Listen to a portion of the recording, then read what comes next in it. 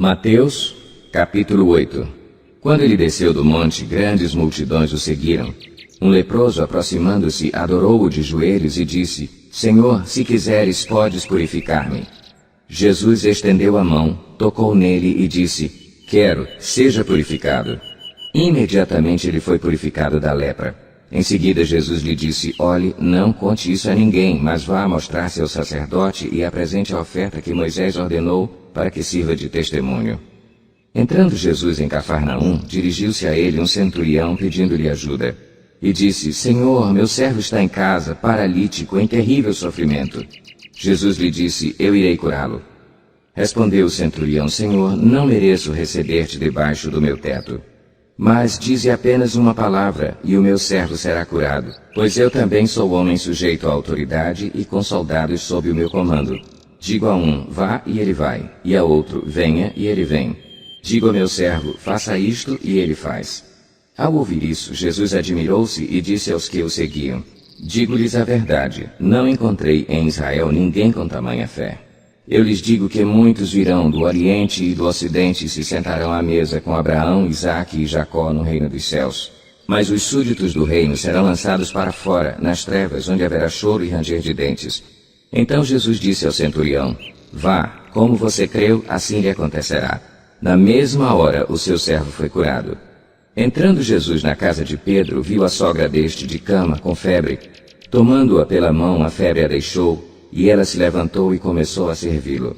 Ao anoitecer foram trazidos a ele muitos endemoninhados, e ele expulsou os espíritos com uma palavra e curou todos os doentes.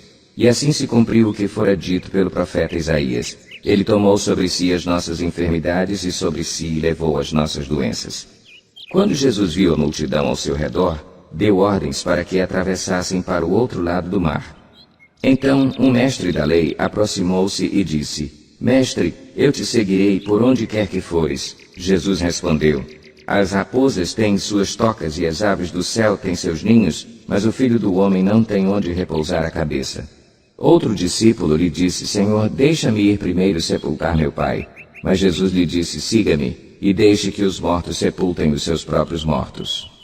Entrando ele no barco, seus discípulos o seguiram. De repente, uma violenta tempestade abateu-se sobre o mar, de forma que as ondas inundavam o barco. Jesus, porém, dormia. Os discípulos foram acordá-lo, clamando: Senhor, salva-nos, vamos morrer. Ele perguntou: Por que vocês estão com tanto medo, homens de pequena fé? Então ele se levantou e repreendeu os ventos e o mar, e fez-se completa bonança. Os homens ficaram perplexos e perguntaram: Quem é este que até os ventos e o mar lhe obedecem? Quando ele chegou ao outro lado, à região dos Gadarenos, foram ao seu encontro 2 endemoninhados que vinham dos sepulcros. Eles eram tão violentos que ninguém podia passar por aquele caminho. Então eles gritaram: Que queres conosco, Filho de Deus? Vieste aqui para nos atormentar antes do devido tempo? A certa distância deles estava pastando uma grande manada de porcos. Os demônios imploravam a Jesus: Se nos expulsas, manda-nos entrar naquela manada de porcos. Ele lhes disse: Vão. Eles saíram e entraram nos porcos, e toda a manada atirou-se precipício abaixo em direção ao mar e morreu afogada. Os que cuidavam dos porcos fugiram, foram à cidade e contaram tudo, inclusive o que acontecera aos endemoninhados. Toda a cidade saiu ao encontro de Jesus e, quando o viram, suplicaram-lhe que saísse do território deles.